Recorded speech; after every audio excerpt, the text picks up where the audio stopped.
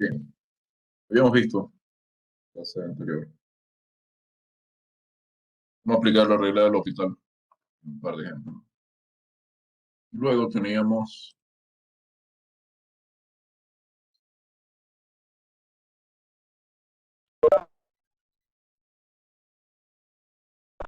en la clase pasada hicimos cálculos diferenciales y eso. Después de la regla del hospital, habíamos dicho cómo calcular la recta tangente normal a una curva que simplemente es derivar.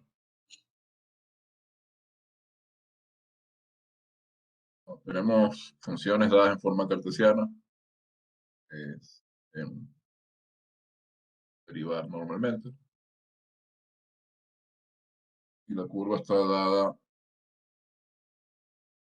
en ecuaciones cartesianas, pero de manera implícita, esta por supuesto derivación implícita. Y vimos también, porque no hicimos ejemplo de ninguno de los casos. ¿Qué había que hacer cuando la curva está paramétricamente? ¿Qué hay que hacer cuando la curva está en forma en coordenadas polares?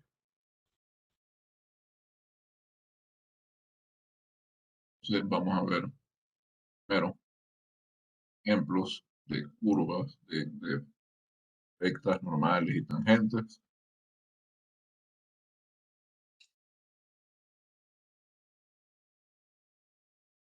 O tangentes y normales, curvas. Entonces primero vamos a verlo con coordenadas cartesianas. Encontrar la recta gente y normal a y igual a x cuadrado en el punto P de coordenadas 2, 4.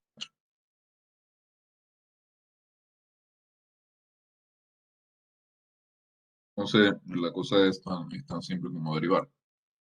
Si y de x es x cuadrado, entonces la derivada de y respecto de x es 2x. Si uno evalúa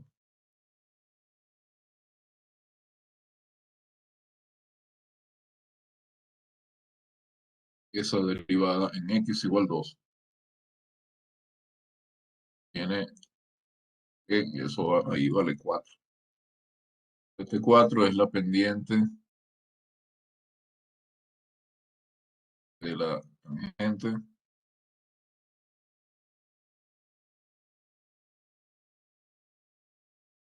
a la gráfica de y igual f de x en el punto 2, 4. Por lo tanto, la recta tangente tiene ecuación y menos 4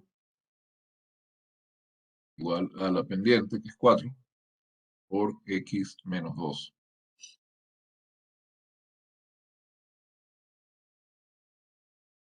Es decir, que y es 4x, por aquí tengo menos 8, más 4, 4x.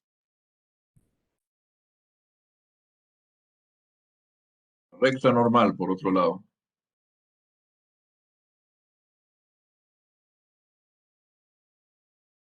tiene ecuación y menos 4 igual a menos un cuarto por x menos 2.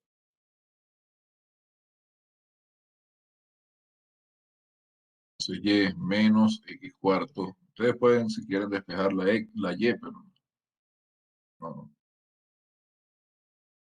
Tengo 2 cuartos, un medio, más 4, que son 8 medios, son 9 cuartos, 9 medios, perdón, medios, y aquí tengo un medio, entonces tengo en efecto 9 medios. Y eso es todo. En el caso cartesiano es muy fácil. Pues, queremos encontrar la ecuación de la recta tangente y normal a la curva.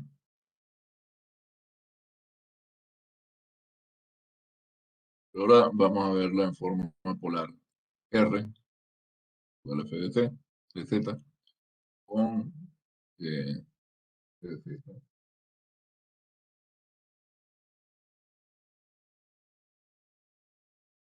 4 por el coseno de θ medio. Y esto en el punto 1 raíz de 3. Este punto está dado en coordenadas cartesianas. Importante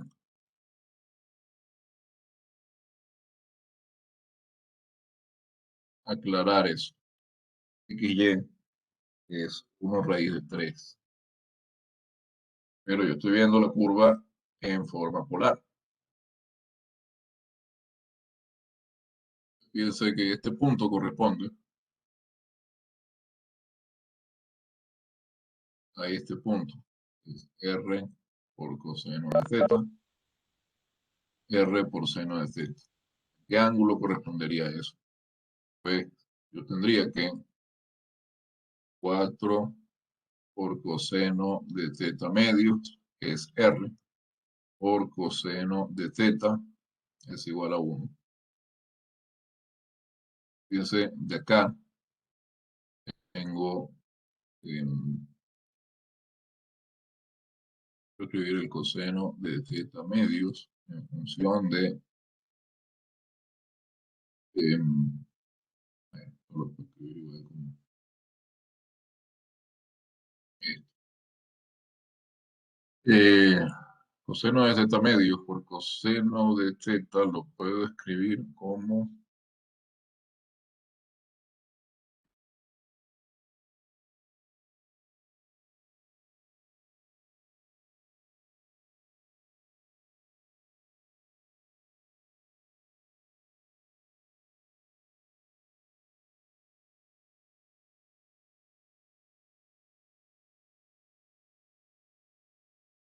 no lo puedo hacer después. Em,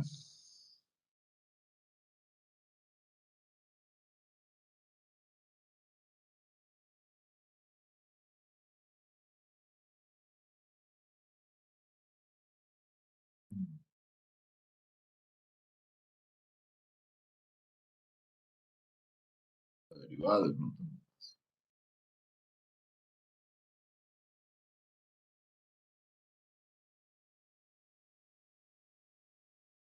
El asunto es que tengo, entonces puedo ver la curva que está en forma polar como una curva descrita por el parámetro z. Debemos ver esta curva, R igual a f de z, como una curva descrita por el parámetro z solamente. Entonces, x y f es 4 coseno de z medios. X es 4 coseno de z medios más perdón, em, seno de z.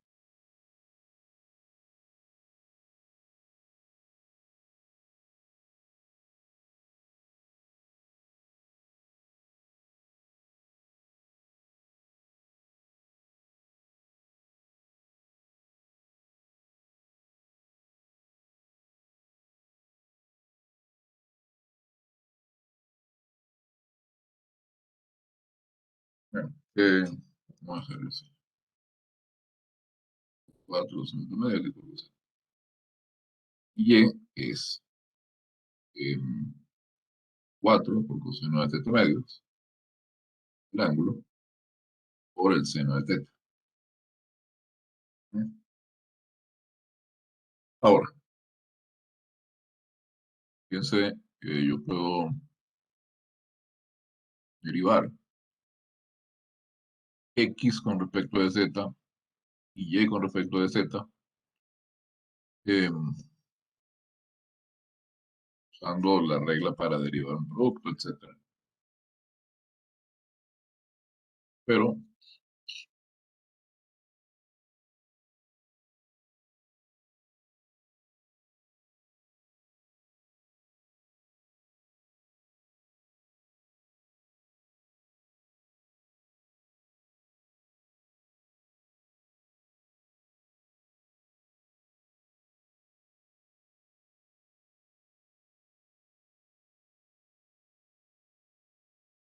y deducimos cómo sería la derivada de y con respecto a z. Recuerden que si uno sigue esta derivada, forma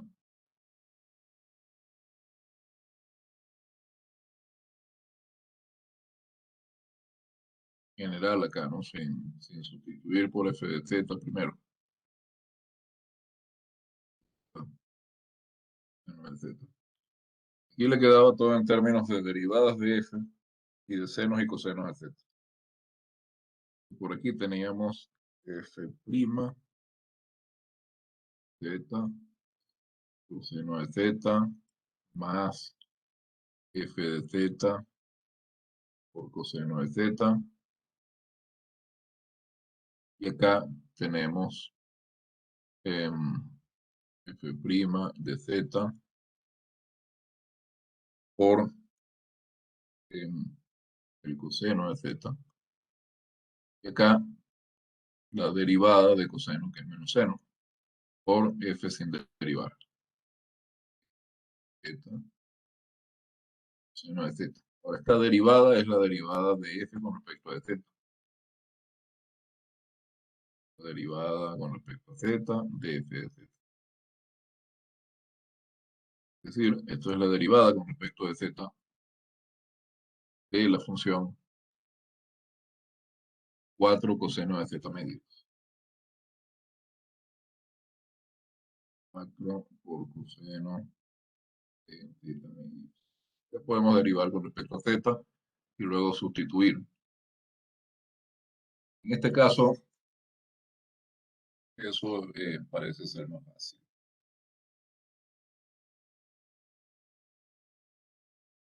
Entonces, por aquí tengo 4 por la derivada con respecto a z de coseno de z medios menos seno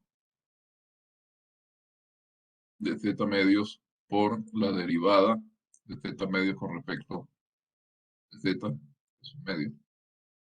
Hoy tengo menos 2 seno de z medios.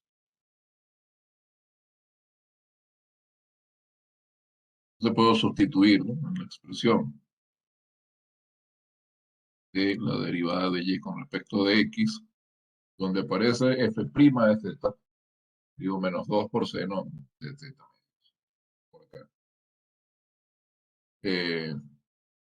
2 por seno de z medios por seno de z más f de z, f de z la coseno, 4 por coseno de z medios por coseno de z.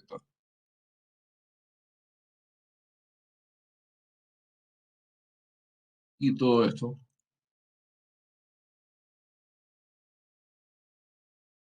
dividido para menos 2 por seno de z medios por coseno de z menos f de z por seno de z. F de z era 4 coseno de z medio. Sustituir también.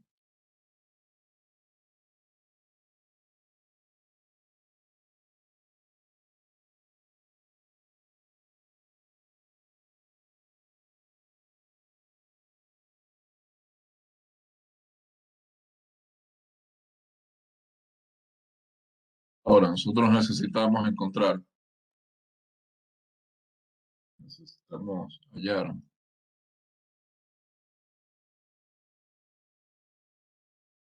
el valor de θ, tal que, de acuerdo, el punto, la curva sea 1 raíz de 3.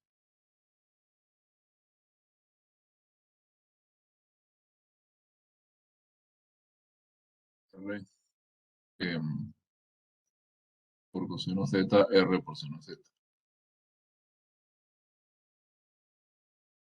Y R, por supuesto, es una función de θ, pero ya lo sabemos. Entonces,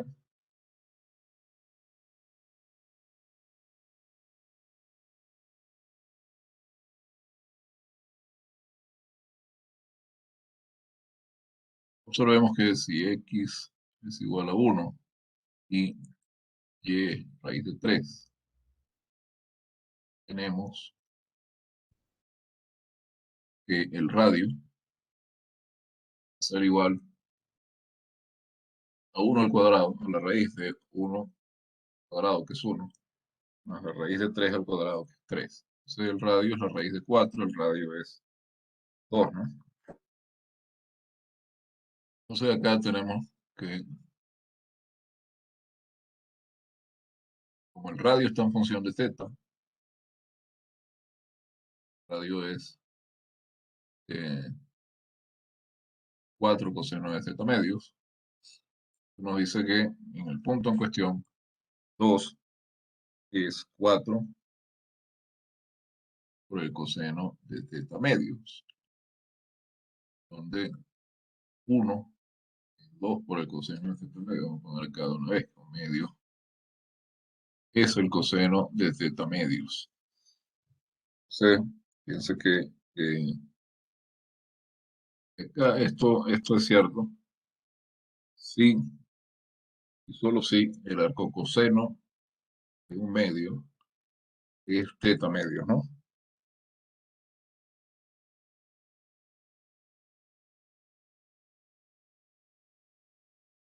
Un medio es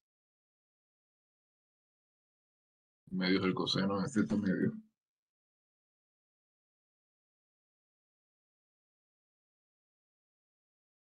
Si el coseno de θ medios es un medio, es porque θ medios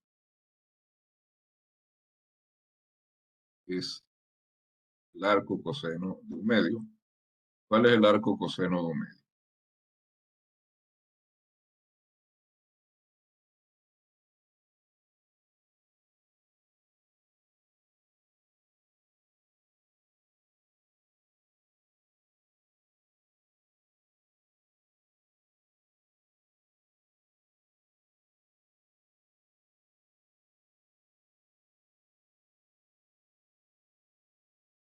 ¿Cuál es el ángulo que cuando le calculamos el coseno por un medio? Bueno, hay dos, pero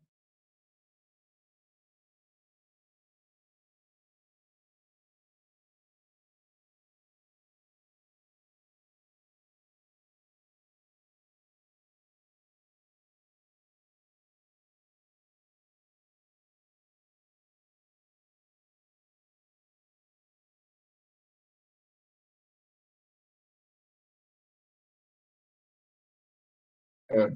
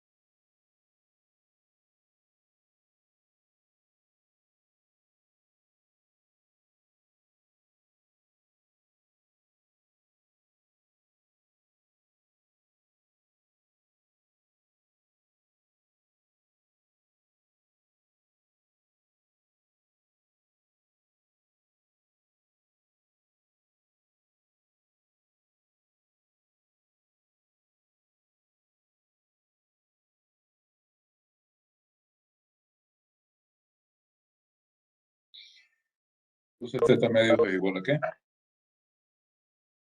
Bueno,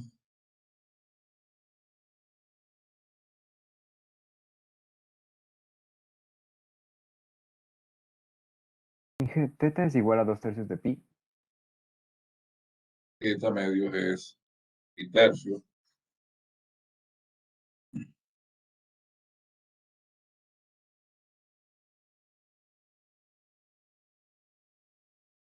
Entonces teta es 2 tercios.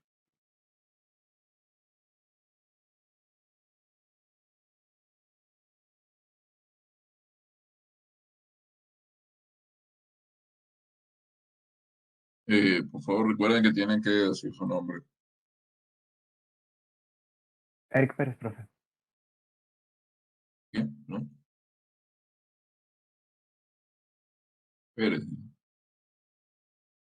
que si no, no sé quién fue. Sí, profe. Pérez. Eric Pérez. Ya, porque nada más Pérez. Pérez. Jimmy Pérez, Francisco Pérez. Eric. No es la lista de ustedes.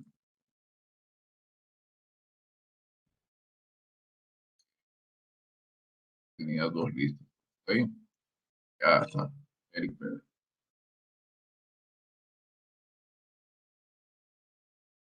No solo lo que no es. Entonces, en efecto, Z es pi tercio. Entonces, para encontrar la pendiente, tenemos que evaluar esta expresión que obtuvimos acá en 2 pi tercio.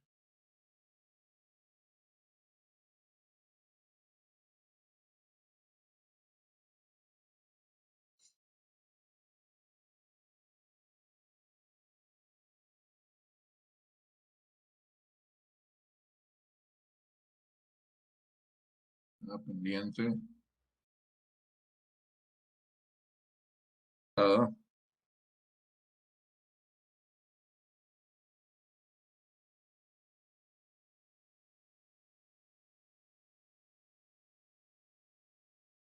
es esta curva en 2 pi tercio.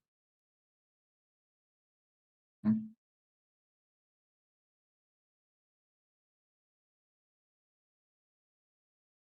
Así, evaluar. ¿Ya? Esto es 5 sobre raíz de 3 sobre 3.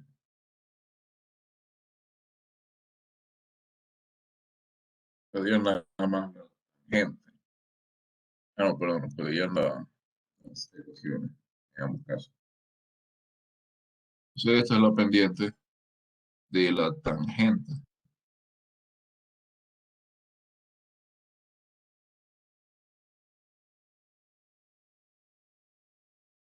La curva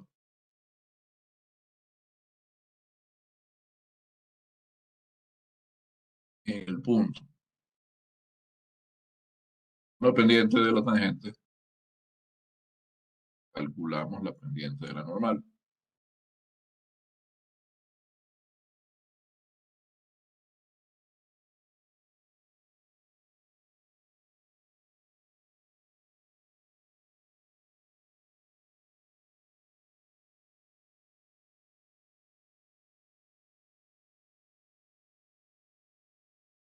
Y con ambas pendientes, pues calculamos las ecuaciones de la recta.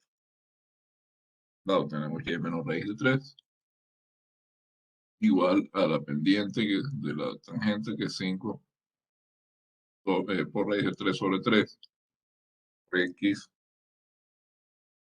menos 1. Esta es la ecuación de la tangente.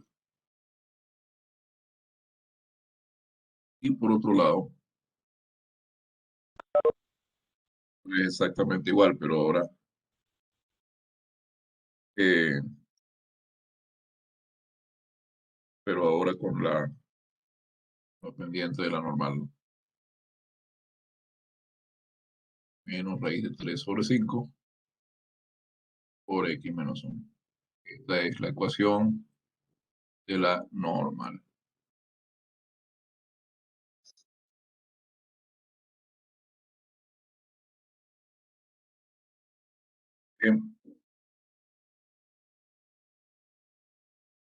Después,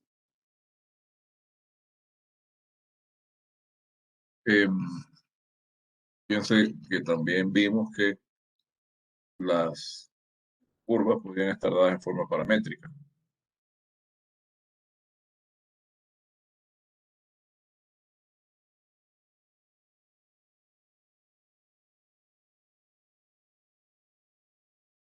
Bueno, em,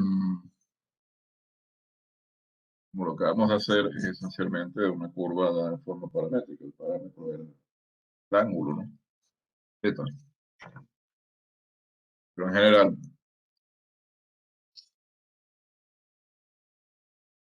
por ejemplo, tenemos la curva dada de esta manera. Tenemos x de t, igual a 1 sobre t cuadrado más 1. Y tenemos y, que es t cubo, más t más 2. Y queremos hacer lo mismo. Queremos hallar las ecuaciones de las rectas tangente normal,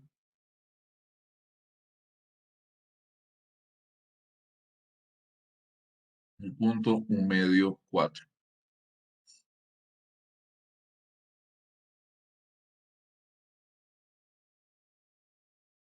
Entonces, recuerden que queremos encontrar la derivada de y con respecto de x. Solo que tanto y como x están dadas las dos, son de un cierto t. Que por cierto, no nos están diciendo cuál es el rango, el dominio en el que varía t. Entonces, podemos suponer tranquilamente que ese dominio es el mayor dominio posible donde la definición de ambas funciones tiene sentido. Como para todo t, t cuadrado más 1 es mayor que 0, x de t está definida en todo t real. Y como t cubo más t más 2 es un polinomio, eso también está definido en todo t real. Entonces, el dominio en este caso, podemos suponerlo que son todos los reales. Estoy seguro si estaba grabando. Así que eh, la derivada de y con respecto de x, habíamos visto, calculamos usando la regla de la cadena como la derivada de y con respecto de t por la derivada de t con respecto de x. Y luego, usando el teorema de la función inversa, suponiendo que lo podemos usar,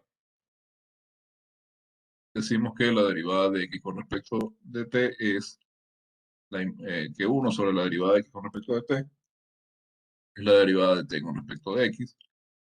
Entonces por acá nos queda que la derivada de y con respecto de t es la derivada perdón, que la derivada de y con respecto de x es la derivada de y con respecto de t dividido para la derivada de x con respecto de t.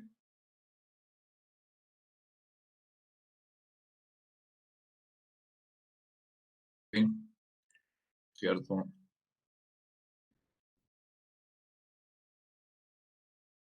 Creo que algo que no hemos hecho ejemplo es de derivadas de orden superior, eh, pero cuando están dadas de forma paramétrica,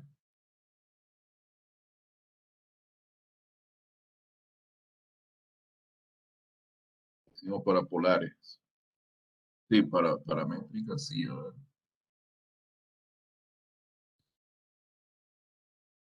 Entonces, observen que tendríamos que ver, además, que el punto en cuestión está en la curva, ¿no? Entonces, sería un punto, un valor de t al que t cuadrado más 1 es 2 y t cubo más t más 2 es igual a 4. Eh, em,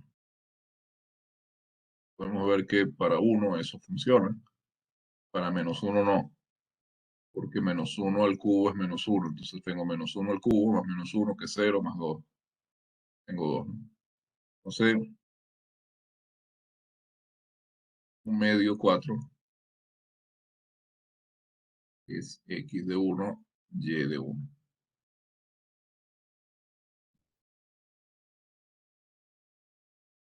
Ese punto, en efecto, está en la curva y corresponde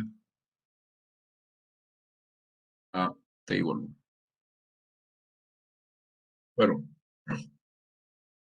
em, con esta información estamos listos para hacer la cuenta. Derivamos y con respecto de t. Es muy simple porque es la derivada de un polinomio, nada más. Yo tengo 3t cuadrado más 1. Derivamos x en función de t.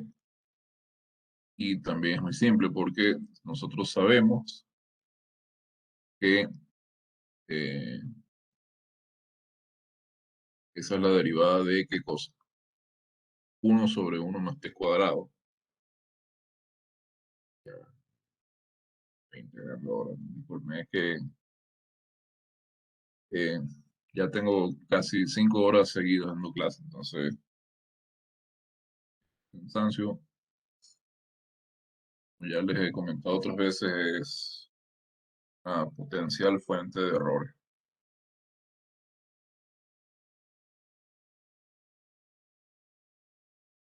Derivo, usando la regla de la cadena, y esta función. La derivada de esto es menos 1 por t cuadrado más 1 menos 2 por la derivada de t cuadrado con respecto de t. Entonces esto es la derivada de t cuadrado de 2t. Aquí me queda menos 2t por t cuadrado más 1 a la menos 2, es decir, menos 2t dividido para t cuadrado más 1 cuadrado.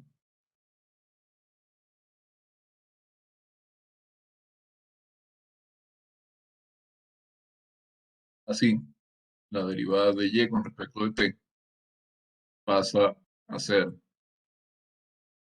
3t cuadrado más 1, que ponemos signo menos, por ahora 1 sobre 2t dividido para t cuadrado más 1 al cuadrado. Aquí me queda t cuadrado más 1 al cuadrado dividido para 2t, el signo menos ya lo puse aquí adelante. Menos, esto lo podemos dejar así, t cuadrado más 1, acá t cuadrado más 1 al cuadrado y 2t. Tenemos que evaluar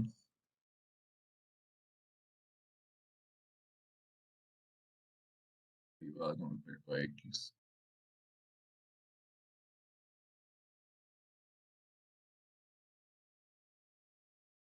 Como la tenemos en función de t, tenemos que evaluar esto en t igual 1. Y cuando evaluamos en t igual 1, por acá tenemos 3t cuadrado, es decir, 3 más 1 tengo 4. Por aquí tengo 2 al cuadrado, que es 4 también. Tengo 16 dividido para 4, siglo menos. Me queda menos 4 acá. Esa es la,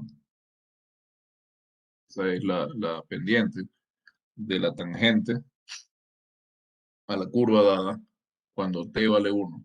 Es decir, en el punto 1 medio 4.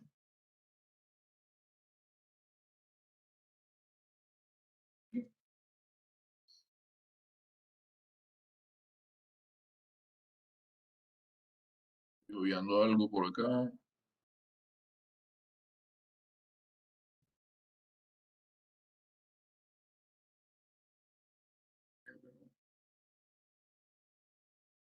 Vamos 1. Estoy verificando a ver si la cuenta. No, a ver.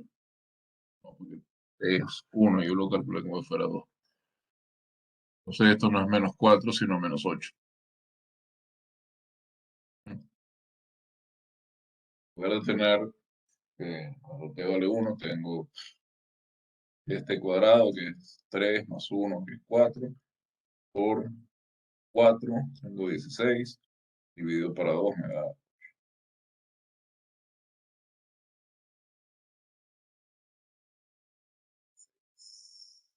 2, 4,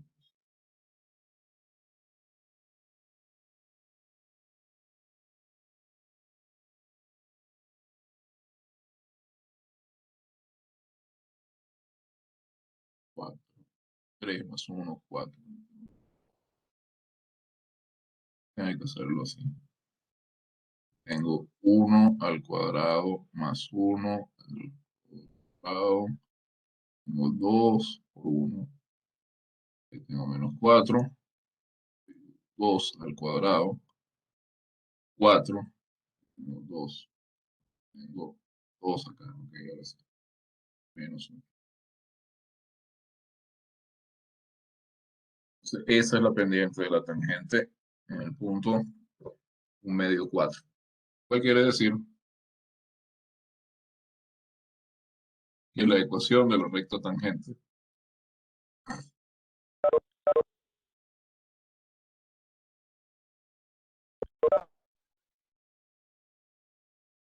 en 1 medio 4 es y menos 4 igual a la pendiente, que es menos 8, por x menos 1 medio. Y lo pueden dejar así si quieren. Y la ecuación de la recta normal en 1 medio 4 es la recta y menos 4 igual a 1 octavo por x menos 1 medio. Porque la pendiente es menos 1 sobre la recta de la tangente. Menos 1 sobre la pendiente de la recta tangente. Entonces eso es menos 1 octavo. Ecuaciones. Y estas dos son formas válidas para llegar a esa ecuación.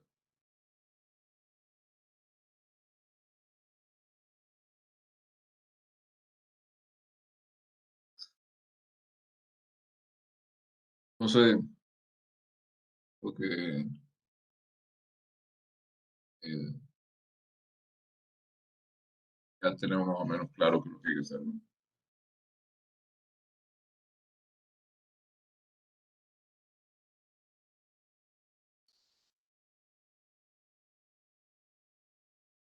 Ya, el ejemplo número 3. Vamos a hacer otro ejemplito.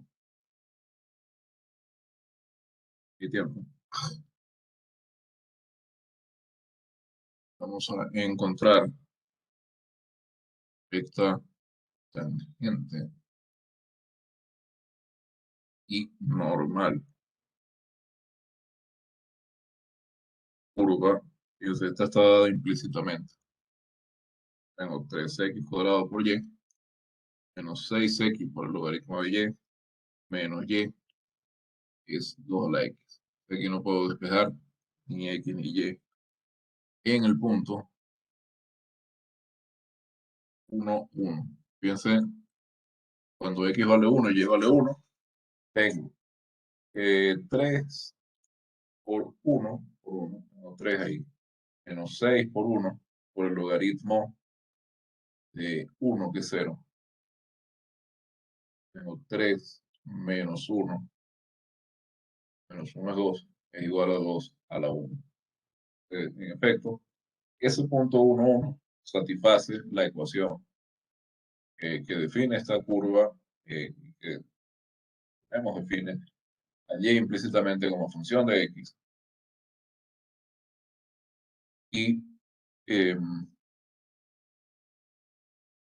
quiere decir que, en efecto, por ahí, si la función es derivable en ese punto, por ahí pasa una tangente a la curva y, por tanto, pasa también una normal.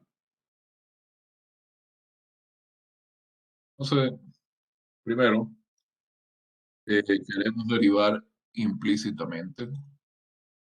Derivamos implícitamente.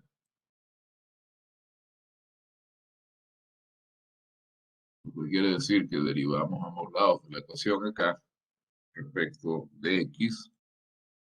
Fíjense, la primera expresión sería la derivada de un producto.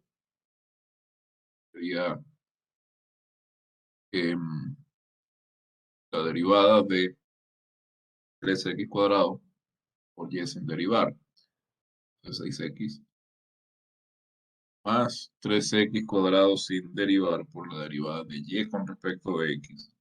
Lo voy a escribir como y primo, más 3x cuadrado por y prima.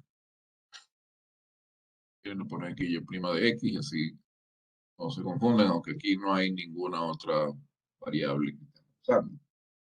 Va a quedar simplemente como y prima. Menos, ahora, la derivada de otro producto, 6 por el logaritmo de y, más 6x sin derivar por la derivada del logaritmo, pero está todo multiplicado por un signo menos acá. Entonces por acá, 6x por y' partido por y, menos la derivada de y, prima acá.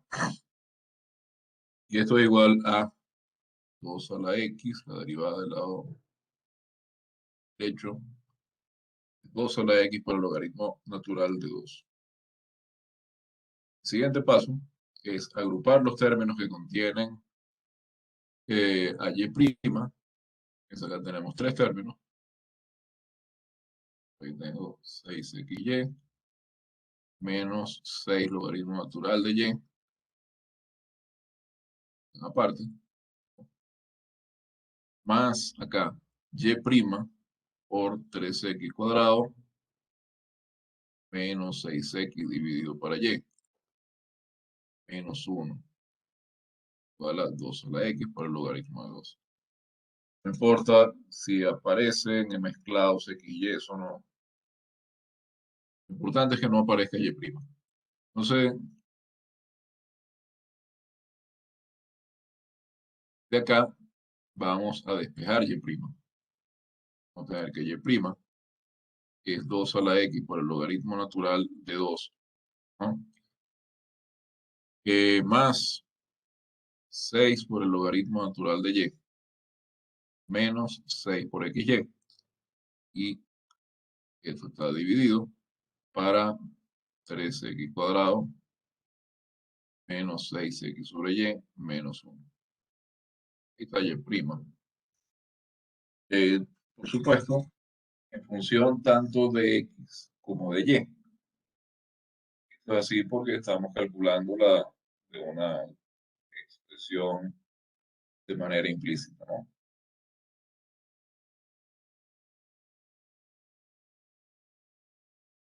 Ahora, eh,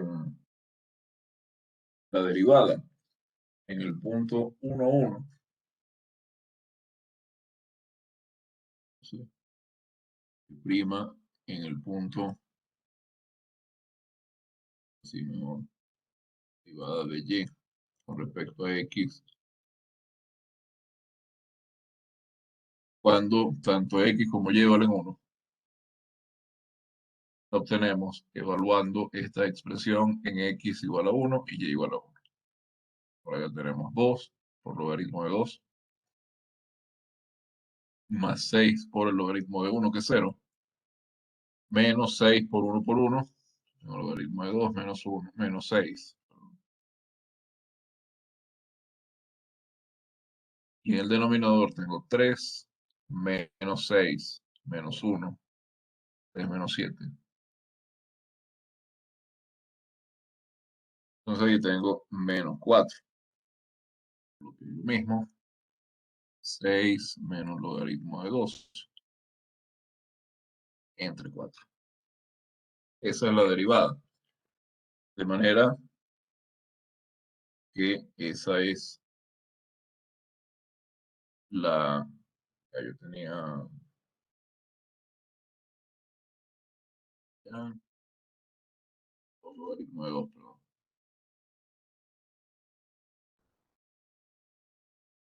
Entonces esto es, si saco ese 2, 3 menos el logaritmo de 2 dividido para 3. Entonces esta es la derivada, esta es, perdón, la pendiente, la 2. Es la pendiente de la recta tangente a la curva cuando t vale 1 y por lo tanto la ecuación de la tangente en 1, 1 es y menos 1, que la función en la gráfica pasa por 1, por la pendiente 3 menos logaritmo de 2 dividido para 2 por x menos el punto x0, que es 1, y la de la normal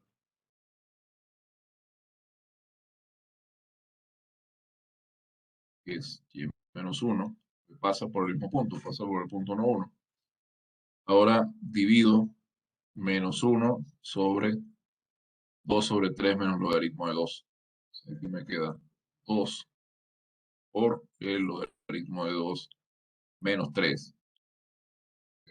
Multiplicar por el signo menos, estoy cambiando, puedo cambiar el signo de los términos en esta resta por x menos 1. Ese es son las ecuaciones tanto de la tangente como de la normal. Tengo 11:58. Vamos a hacer una pausa. Eh, hombre, y luego de esa pausa continuamos.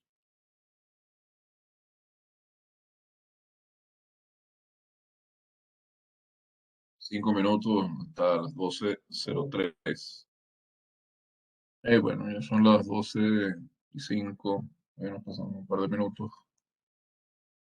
Vamos a comenzar la segunda hora. Otra aplicación de la derivada, que es el método de Newton-Raphson para calcular raíces de funciones. ¿En qué se basa este método? Vamos a ver una ilustración. Primero,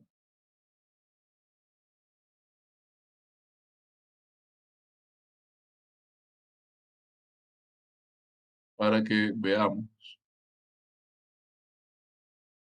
cuál es eh, la intuición que está detrás del método de Newton-Raphson. Fíjense, supongamos que tenemos una función que es derivable a lo largo de un cierto intervalo, derivable valorado, y que esa función tiene una raíz en ese intervalo. Para determinar si una función tiene una raíz en un intervalo, nosotros podemos usar la continuidad y ver los cambios de signo. Por ese lado, ya sabemos cómo trabajar. Pero por otro, fíjense que si yo supongo, si la función es derivable y yo estoy pensando que hay una raíz suficientemente cerca de uno de los extremos del intervalo,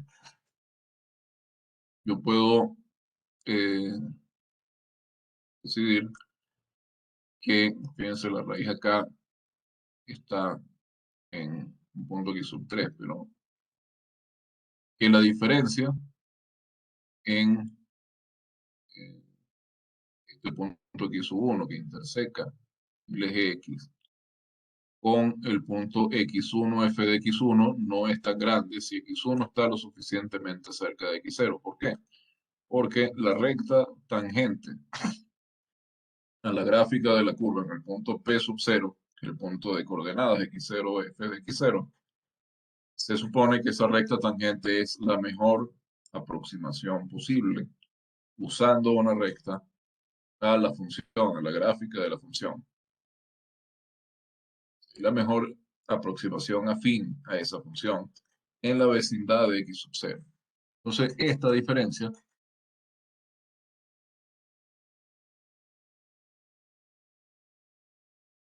es pequeña, suponiendo que es pequeña. Luego, veo la pendiente de la tangente en este otro punto. Eso es lo que pasa.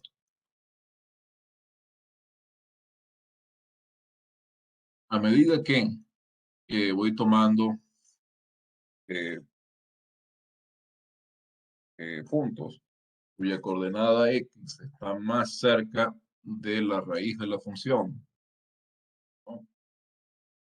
Mi aproximación dada por la intersección de la tangente con el eje x está cada vez más cerca de la raíz en cuestión. Entonces, el método de Newton-Raphson se basa justamente en eso. Más me acerco a mi coordenada x, se acerca a la raíz, la intersección de la recta tangente con el eje x está cada vez más cerca de esa raíz. Entonces,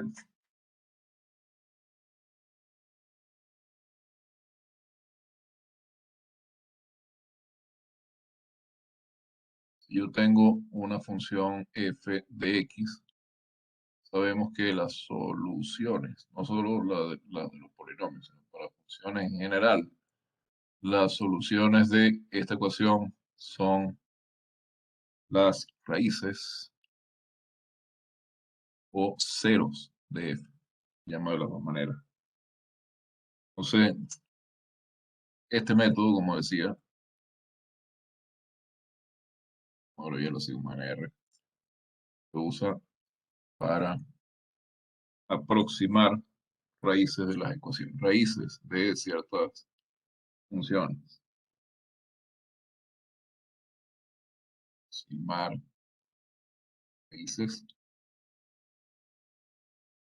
de ciertas funciones.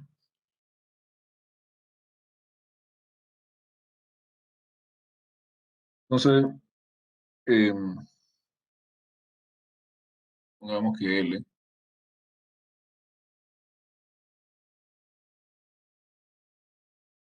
decía la recta tangente a la gráfica de f de x en un punto x0, f de x0, ¿no?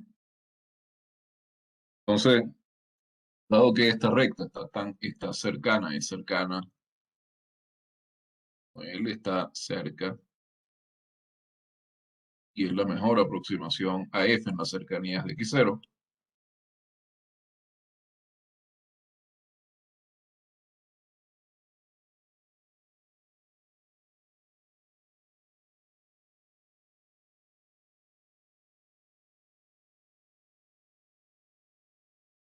Una aproximación lineal, digamos, a f en las cercanías de x0. Nosotros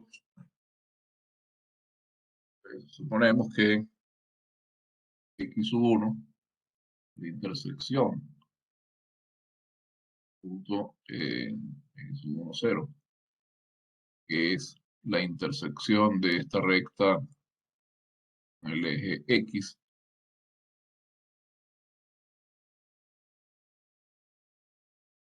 está cerca de la intersección de la curva con el mismo eje, cerca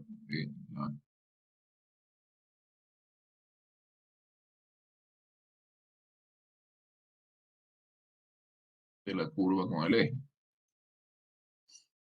¿Cómo calculamos esa intersección? Pues fíjense, lo sabemos cuál es la ecuación de L. La ecuación de L es y menos y sub 0. Y sub 0 es f de x0. Y eso es la pendiente de la de la función en x0, f' en x0, por x menos x0. Y desde luego, fíjense, desde el momento en que existe una recta tangente ahí, estamos asumiendo que la función f es derivable en ese punto, porque si no es derivable, esa recta tangente no existe. Entonces,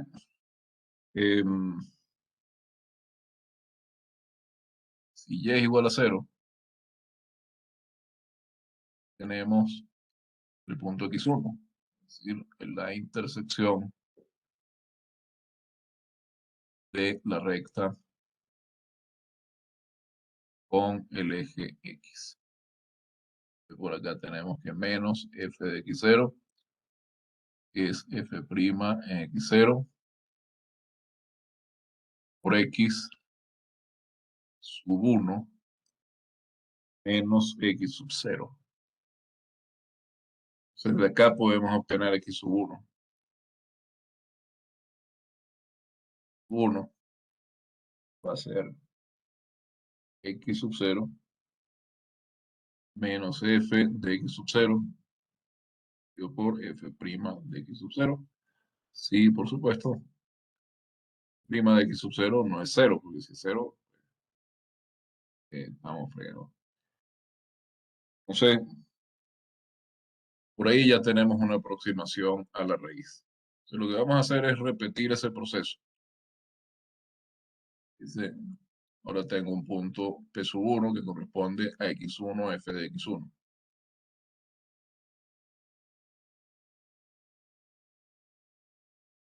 Es decir, acá tengo x1, f de x1. Tengo P1 que es x1 f de x1. Y la función yo estoy suponiendo que sigue siendo derivable y en ese punto. Trazo la tangente y de nuevo estoy suponiendo que la intersección entre la tangente eh, la curva en el punto P1 está cerca de la raíz de la función, porque se supone que la recta, esa recta tangente aproxima, una buena aproximación lineal, la mejor aproximación lineal a la curva en ese punto. Sí. Ya que está tan cerca de la curva, la intersección de la recta con el eje X debe estar cerca del punto donde la curva interseca el eje X. ¿Sí? Entonces, a medida que vamos tomando, puedo hallar ahora, vamos a repetir el proceso, pero ahora con x1 en lugar de x0. Entonces obtenemos una aproximación mejor.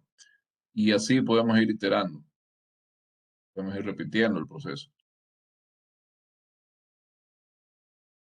tantas veces como sea posible, ¿no? O como necesitemos. Entonces vamos a tener una sucesión de puntos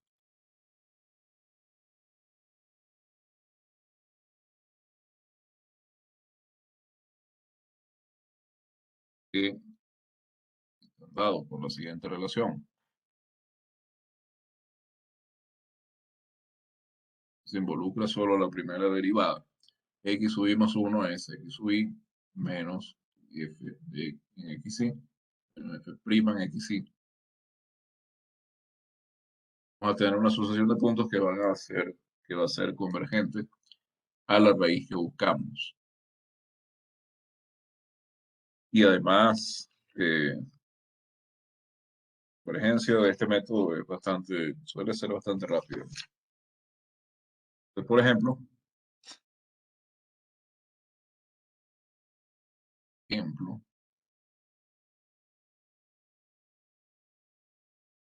fíjense en esta función. Tenemos la función y a la x más x menos 2 igual a 0. Esta función eh, si la evaluamos en cero,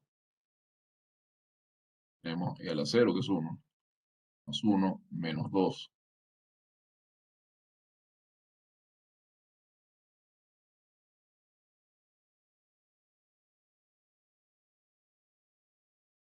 La x cuadrado más x menos es 0, 0. X es una raíz. Em,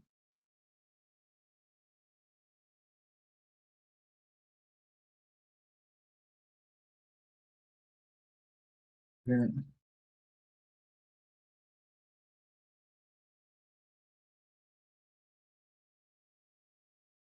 bueno,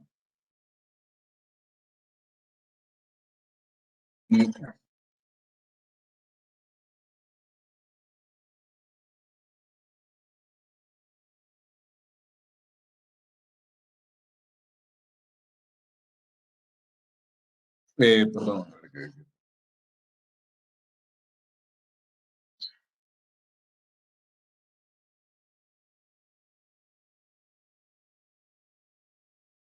menos 1 y de f en 1 tengo e más 1 menos 2.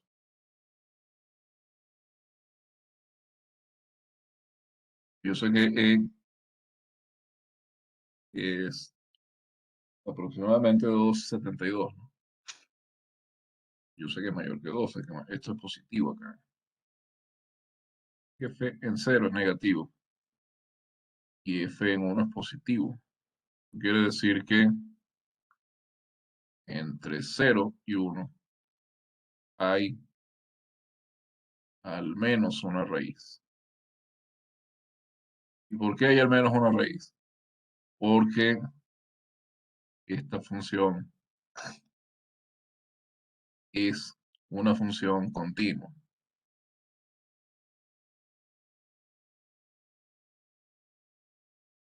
Y da menos 2. Pero 2, eso no tendría raíces nunca.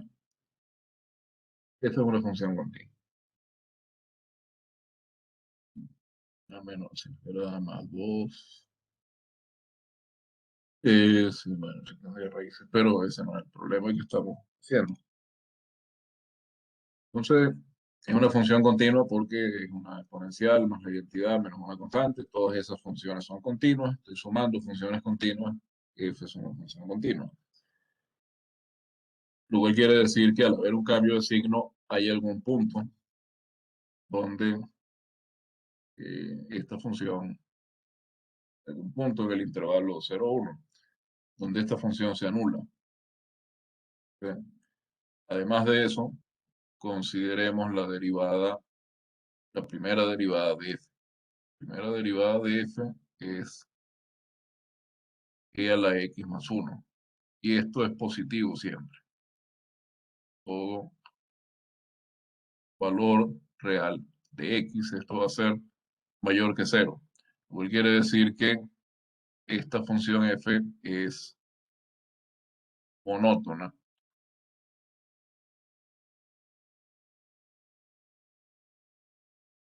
en el intervalo 0,1. Por tanto, esta ecuación tiene una única solución en el intervalo 0,1. Y lo que queremos hacer es aproximar esa solución usando el método de Newton-Raphson. Entonces,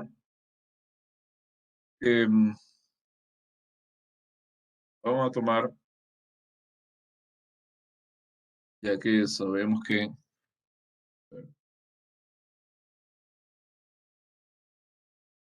podríamos conseguir incluso un intervalo más pequeño.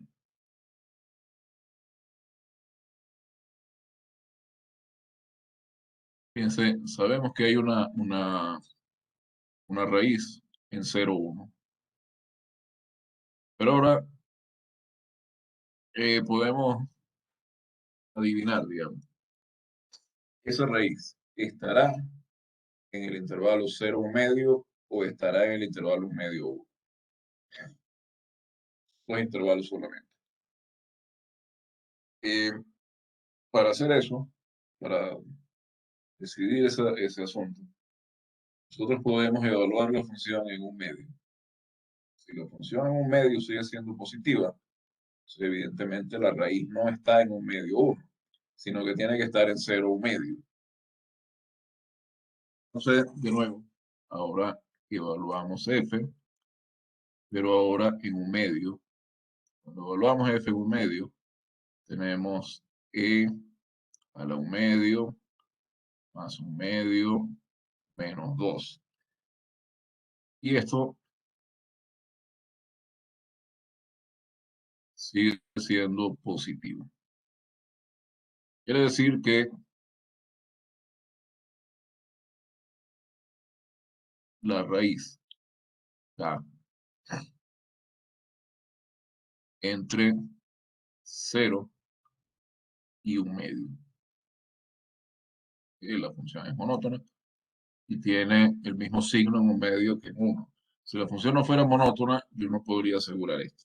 Si yo sospechara que la función cruza por 0 varias veces, yo no tengo manera de saber mediante solamente el signo dónde es eso. Que puede ser que si la función no es monótona o no, pudiera ser que en 1 medio fuera positiva, en 1 fuera positiva, pero que entre 1 medio y 1 pasara varias veces entre de positivo a negativo y luego de negativo a positivo, pero la función es monótona. Entonces, si es positiva en 1 medio y es positiva en 1, eso me está diciendo que en el medio ella no pasa por 0. Yo podría repetir esto usando ahora 0,25 y 0,5, usando 0 y 0,25. Si usted calcula f para un cuarto, pues e a la 1/4 más cuarto menos 2. Y ahí tengo la raíz cuarta de e.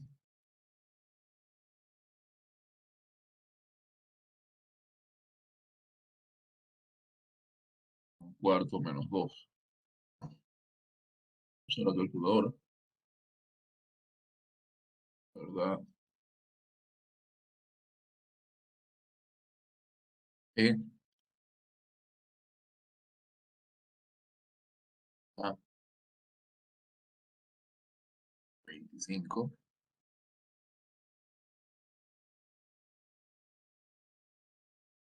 y menos, eso le quiero restar, 25. No, perdón, eso le quiero sumar 0,25.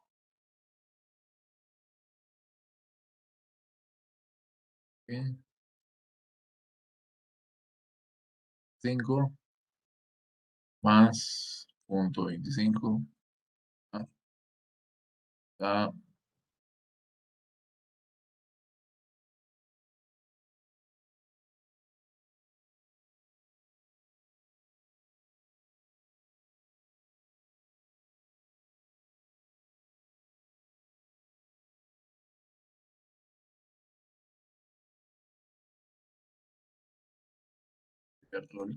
acá. Entonces, ya lo pongo 25. Eso es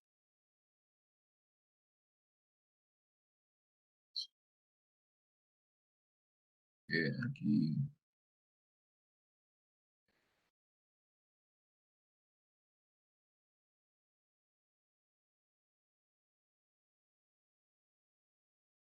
E pago 0,25.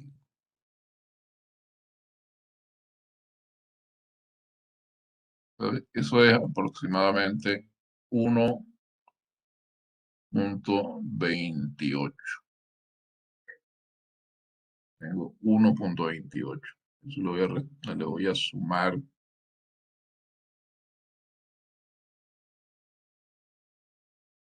1.28, 1.25, queda 0.25. Y a eso le resto 2.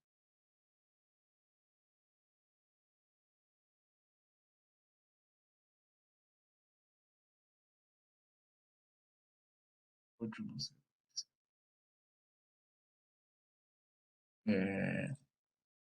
No. Tenía 1.28 más 0.25, que es la memoria de esta computadora, de esta calculadora. 0.25 es 1.53. Entonces esto aproximadamente 1.53 menos 2. Y esto es negativo.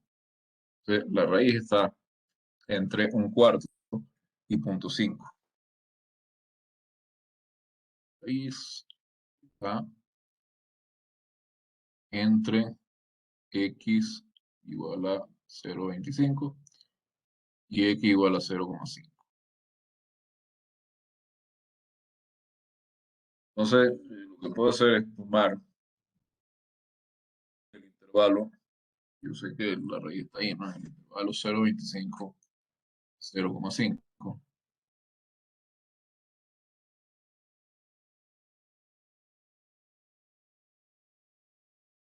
Entonces, vamos a trabajar en ese intervalo.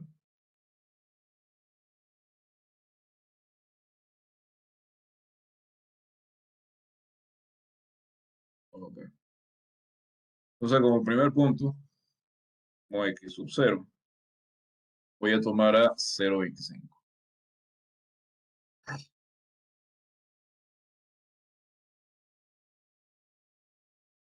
A 0,5. 0,5 es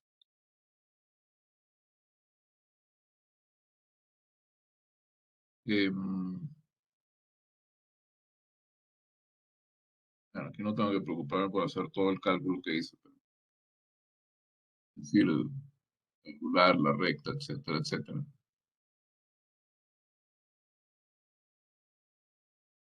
Esta va a ser nuestra primera aproximación.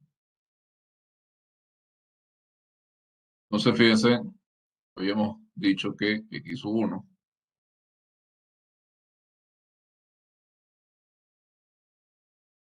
y es igual a 0, x sub 1 es x0 menos f en x0 menos f' en x0.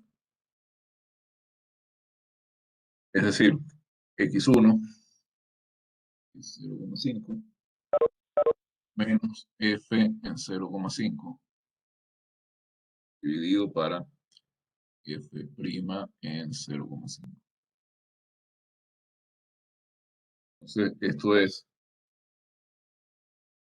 0,4435. Y esta es una aproximación. Entonces, podemos calcular x2. 2 es este 0,4435 menos f en 0,4435 dividido para f' en 0,4435. Entonces, f en 0,4435. La cuenta aquí en la calculadora es e, la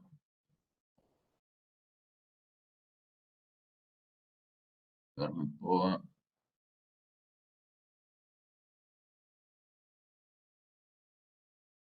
e, la punto 4435.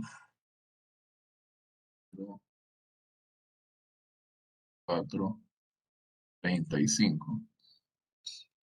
Pues aproximadamente estamos trabajando con 4 decimales. 1,5581.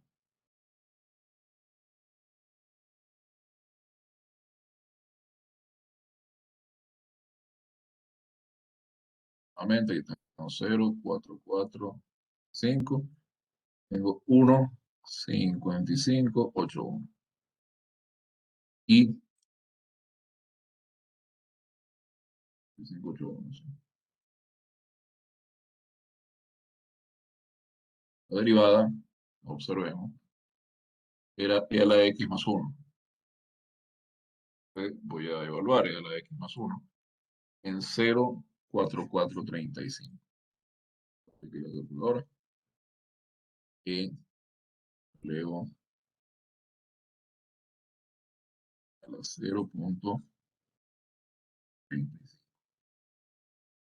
Me da 1,5582. 5582. Y a eso le tengo que sumar, que era e a la x más 1, eso lo tengo que sumar. Entonces, esto es aproximadamente 2,55. 2. 2,50, sí, era 1,5582 acá. 2,5582. 2,5582. Pues más o menos, por acá. A ver,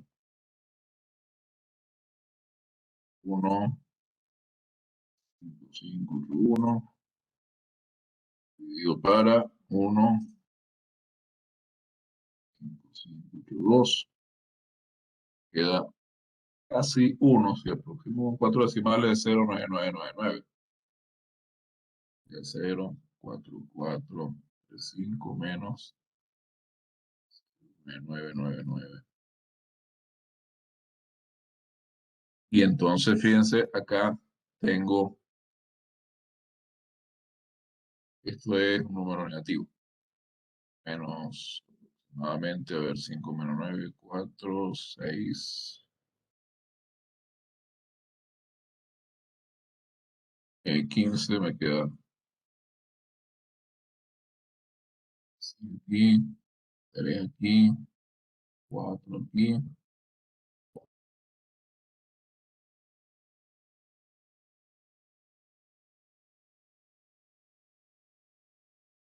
Pero esto está fuera del intervalo que yo estaba considerando. Esto ya no me sirve. Así que la aproximación con la que me quedo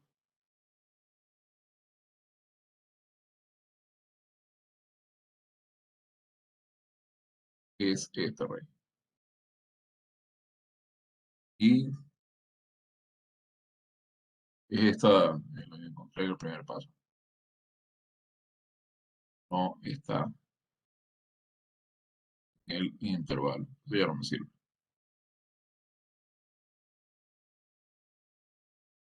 Entonces, esta es mi aproximación.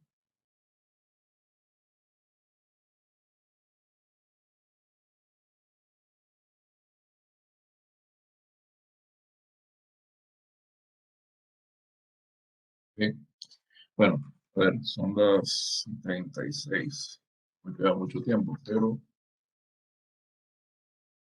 podemos comenzar de todas maneras con el tema de extremos, o absolutos como relativos. En primer lugar, de abordar ese tema,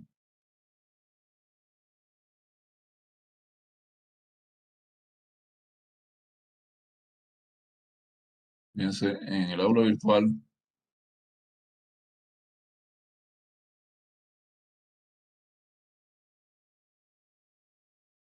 si van al aula virtual,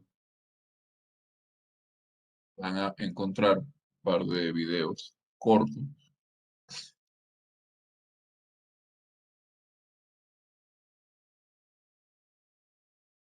con la definición y los ejemplos de los máximos y los mínimos. Yo voy a compartir acá.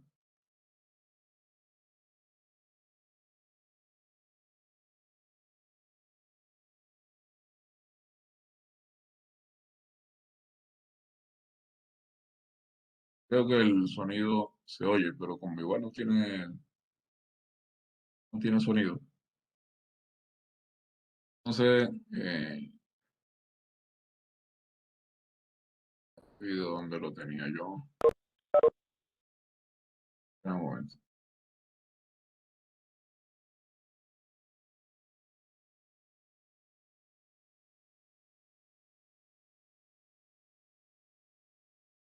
Entonces,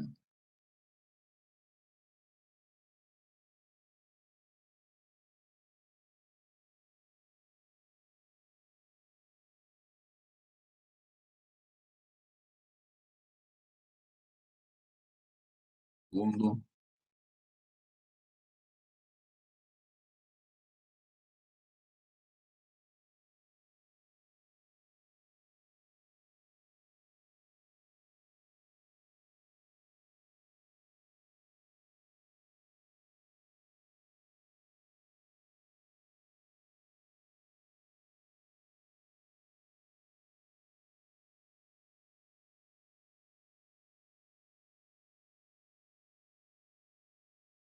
mm, ok,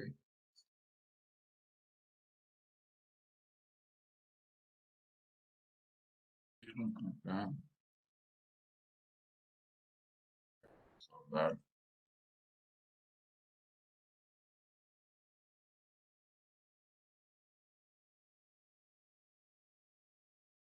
No consigo el, parece que se colgó el, ¿me oyen?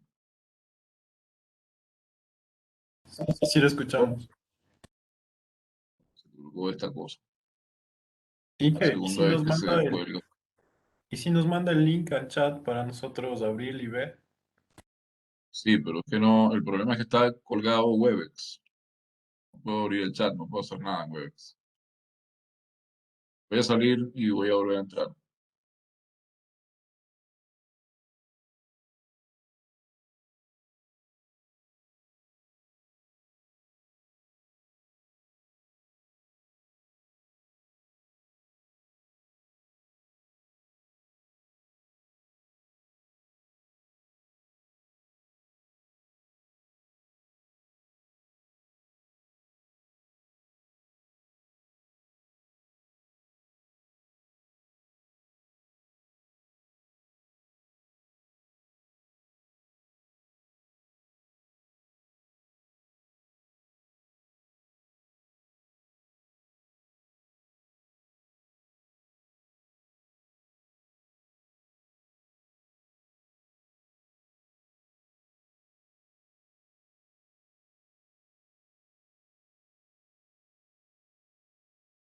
Ok, ya volví a entrar. Ahora no vean el video. Quería ver si con eso podía ahorrar un par de minutos. O no lo vean ahora, lo ven luego. Está en el aula virtual igual. En el aula virtual lo pueden ver ahí. La segunda vez hoy que se cuelga jueves.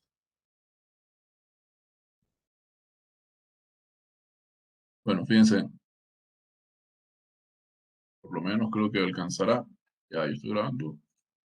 Sí, todavía eso se quedó grabando y la reunión no había terminado. Eh,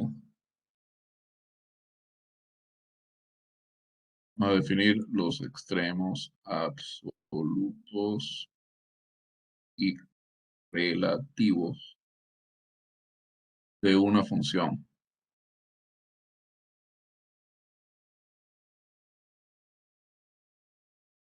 Entonces, pongamos que tengo una función f que va de un conjunto de contenidos reales a los reales. Vamos a decir que f tiene un mínimo relativo o local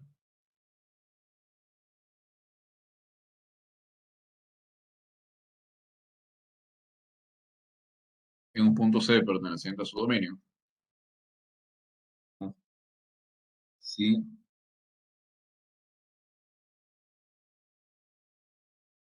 existe un intervalo, esto lo recuerden, lo habíamos denotado así, una vecindad.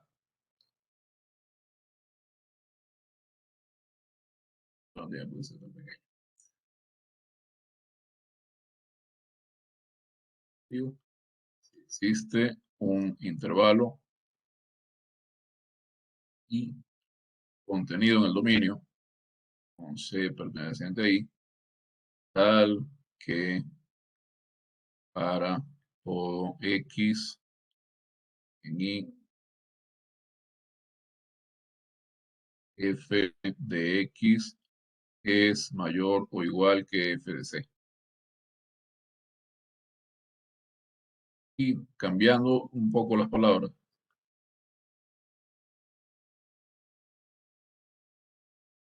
decimos que F tiene un máximo relativo o un máximo local en un punto C perteneciente a su dominio si existe un intervalo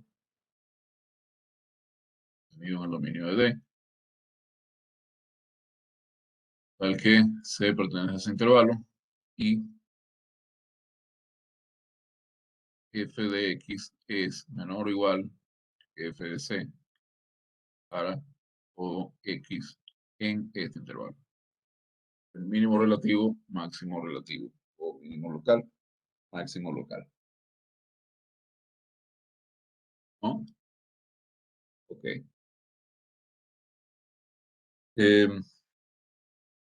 ¿Cuáles son los extremos? Si C es un mínimo relativo o un máximo relativo, en cualquiera de estos dos casos,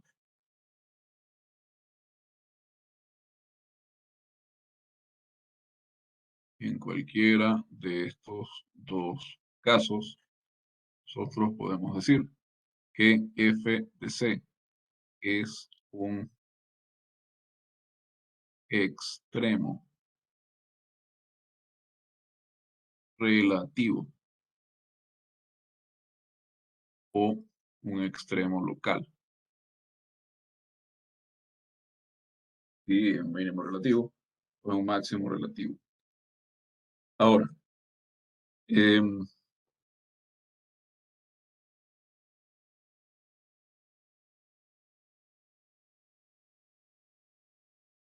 nosotros podemos hablar también de máximos y mínimos absolutos.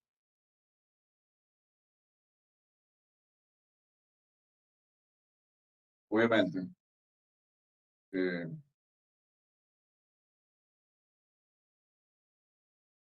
cuando estamos hablando del máximo o el mínimo absoluto,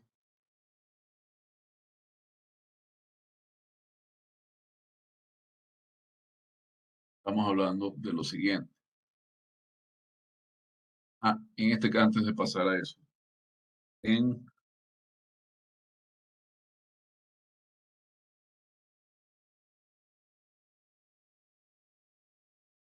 dice, si F de C es un mínimo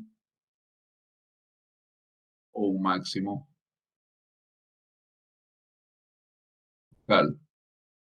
Entonces, esto decimos, C no es el máximo ni el mínimo. C no es el extremo es F de C. Pero entonces vamos a decir que F alcanza máximo, un mínimo en este caso. Alcanza el mínimo, respectivamente el máximo, en C. Alcanza un mínimo local, un máximo local en C. En cualquiera de estos casos decimos que F alcanza un extremo local en C. Hay que tener cuidado ahí con el lenguaje. C no es el extremo es F de C. ¿Sí? Y parte de los extremos relativos o locales También tenemos los extremos absolutos. Que es un extremo absoluto. Em, Piensa en la superficie de la Tierra y piensen en la altitud. Quieren incluso en términos como distancia desde el centro de la Tierra hasta el punto determinado de la superficie. Ustedes se van a una montaña, tiene que ser muy alta, una colina, y está en la cima. Ustedes están en un máximo relativo de altitud, ¿no? Están ahí arriba, todo lo demás está hacia abajo. Puede ser una colinita de 200 metros. Ustedes están en la cima de la colina. Ustedes están en un máximo relativo de altitud. Por el contrario, supongan que no se van a una colinita, sino que se van a una pequeña depresión, un pequeño valle. Si están en el punto más bajo, pues están en un mínimo local de altitud también. Ahora, si ustedes se van a la fosa de las Marianas, llegan al fondo, están lo más cerca del centro de la Tierra que se puede estar sin hacer un hueco, por supuesto. Entonces, ahí están en el mínimo total, en el mínimo absoluto de altitud. Y si luego se van a la cima del Chimborazo, están en el máximo total, con el máximo global de distancia al centro de la Tierra, están en el máximo global de altura. Entonces, los mínimos locales, que son relativos, son lo mayor que hay en la zona, lo más alto que hay en la zona, tienen muchas veces un, un punto que está por encima de todos ellos. Y ese es un máximo global o un máximo absoluto. Y los puntos, que son locales mínimamente, muchas veces pueden tener un punto que es más pequeño que todos ellos. Y entonces ahí tenemos un mínimo absoluto. Fíjense, para definir el máximo o el mínimo absolutos de una función en su dominio.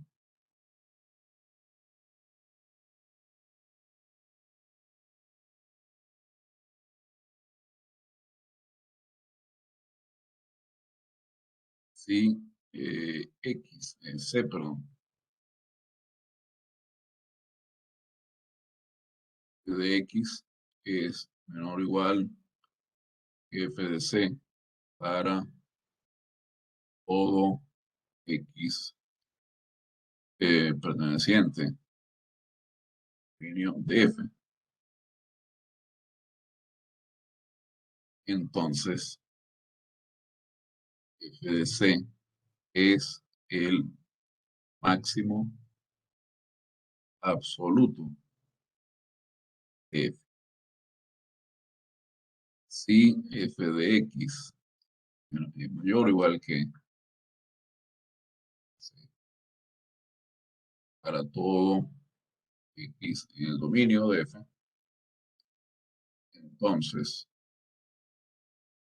f de C es el mínimo absoluto de, de hay una ilustración ahí en la hoja.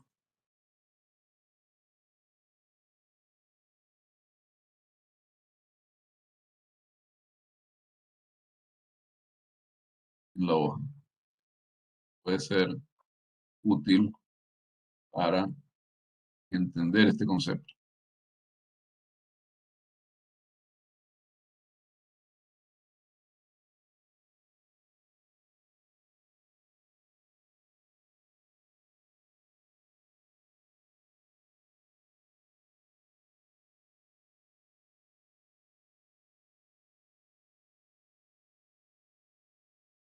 antes de pegar acá. También, al igual que en el caso anterior, decimos que f de c un extremo, ¿no? F, un extremo, en este caso absoluto, F. Y decimos que F alcanza máximo en C o alcanza su mínimo en C. Yo decía que hay un dibujito por acá.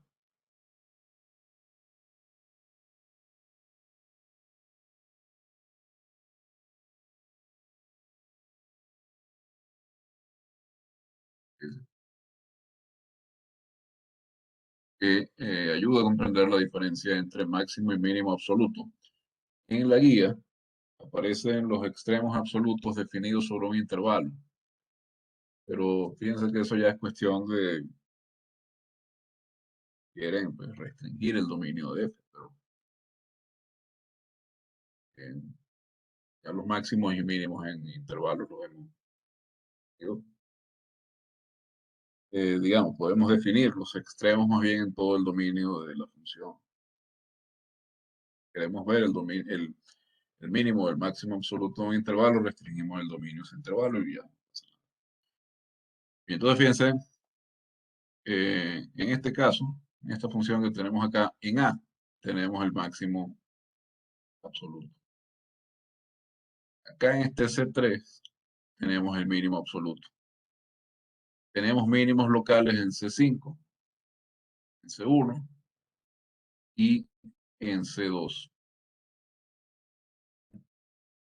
Este B, pues ese no es ningún extremo relativo porque no hay ningún eh, intervalo abierto alrededor de B que esté completamente contenido en el dominio, porque el dominio va de A a B.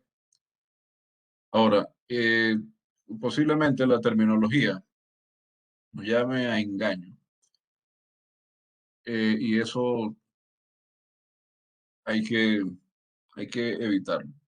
¿Por qué digo que posiblemente la terminología nos llame a engaño? Porque estamos diciendo el máximo absoluto, el mínimo absoluto, qué sé yo, un máximo local, un mínimo local. Bueno, está claro, digamos, es algo que uno tiene que considerar. Posiblemente el máximo de una función no es único. Un ejemplo inmediato de eso son las funciones trigonométricas. Fíjense y seno de x.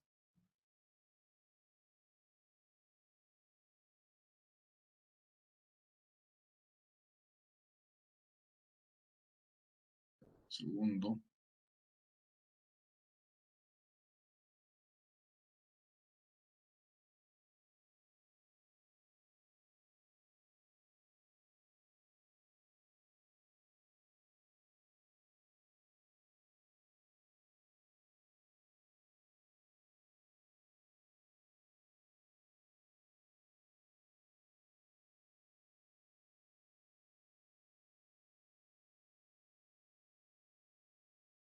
Llegar aquí.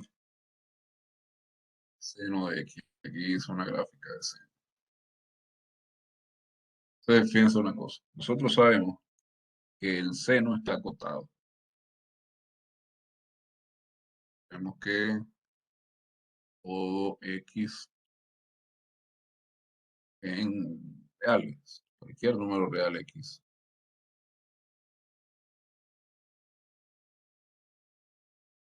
seno de x va a ser mayor o igual que -1 y va a ser menor o igual que 1.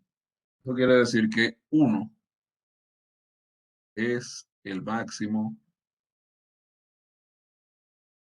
absoluto de seno de x. Y -1 es el mínimo absoluto.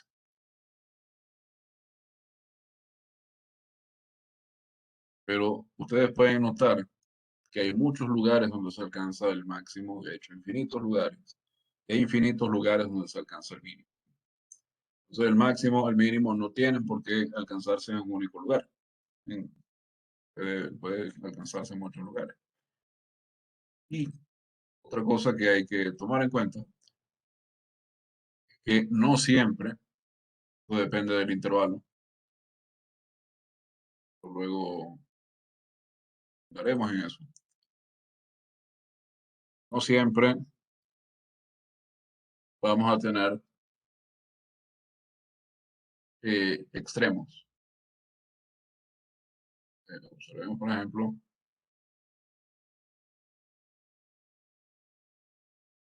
una función tan simple como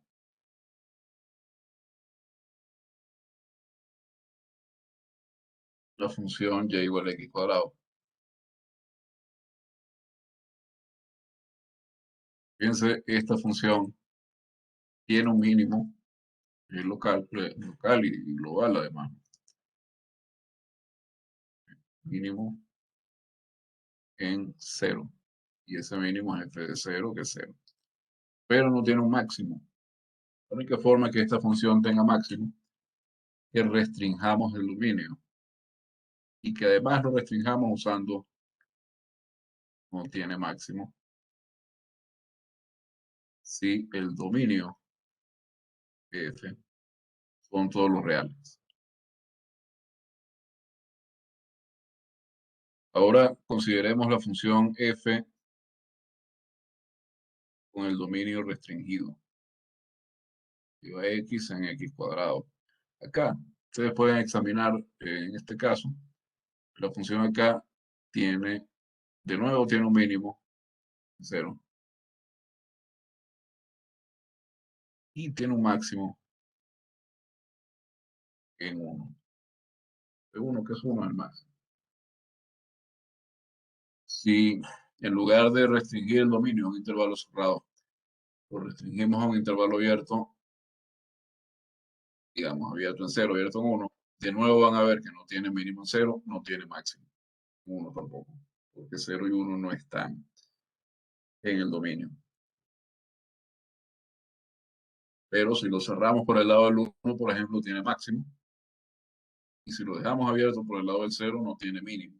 Entonces, las nociones de el hecho de que una función tome un máximo, mínimo, no solo depende de la función, sino que depende además del dominio de la función. Bueno, vean los videos que están en aula virtual. Sí, también adelanta un poco. Y este es el miércoles, no miércoles, martes.